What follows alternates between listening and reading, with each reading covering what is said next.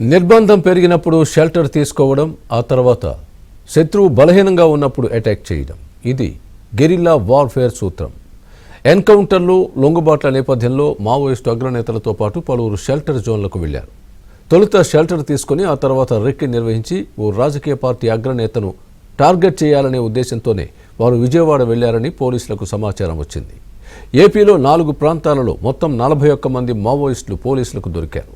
వీరిలో కేంద్ర కమిటీ కార్యదర్శి దేవ్జీకి రక్షణగా ఉన్న 9 మంది, హిడ్మాకు రక్షణగా ఉన్న 19 మంది కూడా ఉన్నారు.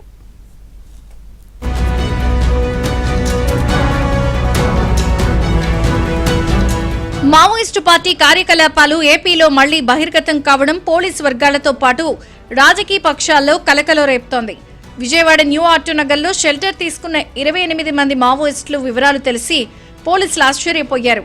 వీరంతా షెల్టర్ జోన్ తీసుకుని ఆ తర్వాతే రెక్కీ నిర్వహించి ఓ రాజకీయ నేతను చంపేయాలి అనే వ్యూహంతో ఉన్నారని స్పెషల్ ఇంటెలిజెన్స్ బ్యూరో వర్గాలకు సమాచారం అందింది.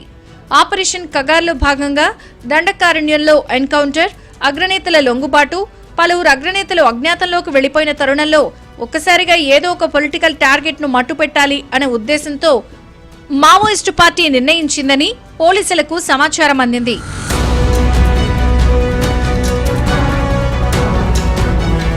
హిడ్మాతో పాటు దేవ్జీ కూడా ఏపీలోని మారేడుమిల్లి ఫారెస్ట్ లో ట్రై జంక్షన్ గా పేరుగాంచిన మావోయిస్టు పార్టీ రహస్య స్థావరంగా ఉన్న ప్రాంతంలో షెల్టర్ తీసుకున్నారని కేంద్ర బలగాలతో పాటు ఏపీ ఎస్ఐబి కూడా సమాచారాన్ని సేకరించింది.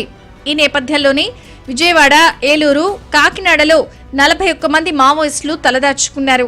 ఎన్కౌంటర్లో మృతి చెందిన 6, తప్పించుకున్న 5, మొత్తం 52 మంది ఒకే చోట ఉంటే కదలికలను పోలీసు బలగాలు తేలిగ్గా గుర్తిస్తాయని మావోయిస్టులు భావించారు. దీంతో మావోయిస్టుల అగ్రనేతల్లో కొంతమంది ఒక ప్రాంతంలో వారికి రక్షణగా ఉన్న సిబ్బంది 3 ప్రాంతాల్లో షెల్టర్ తీసుకున్నారు అనే సమాచారం పోలీసులకు అందింది.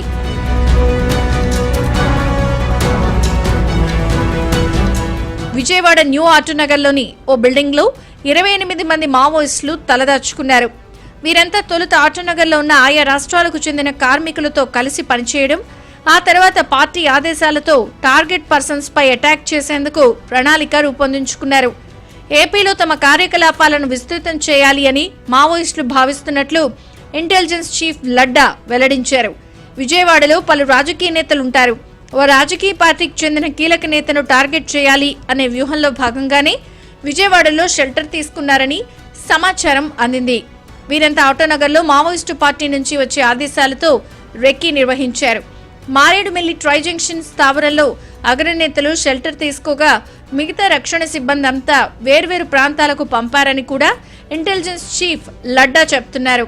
కొంతమంది సానుభూతి పరులు మావోయిస్టులకు విజయవాడలో షెల్టర్ కల్పించారని సమాచారం.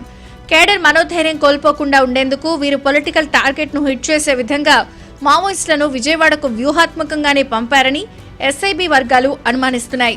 దీనిపై బుధవారం డీజీపీ హరీష్ కుమార్ గుప్తా సమాచారం వెల్లడించనున్నారు.